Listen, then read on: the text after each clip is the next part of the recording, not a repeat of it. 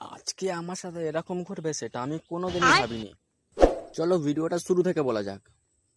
ঘুম থেকে উঠতে আজকে অনেকটাই দেরি হয়ে গেছিল। এই ঘুম থেকে উঠে বাইরে বেরিয়ে দেখি এত রোদ, কোথাও তো যেতে ইচ্ছাই করে না। তাই ভাবলাম একটু अच्छा। দোকানের দিকে যাই, কিন্তু দোকানে যাওয়ার জন্য আমার কেটিএমটা খুঁজে পাচ্ছিলাম না। তারপরে হঠাৎ করে চোখ পড়লো আমার বাবার বুলেট ঢাকা আছে। ঝটপট আমার বাবার বুলেটটা আমি সাইড করে দিলাম।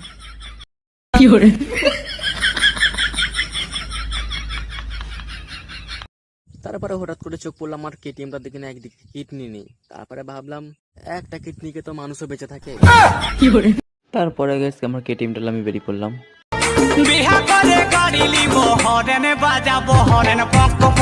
আমাদের পড়ায় নাকি একজন নাকি এনাগন্ডা সাপ সাপ ধরেছে, তাই দেখতে গেলাম। আবে এ তো প্লাস্টিকের সাপ বে।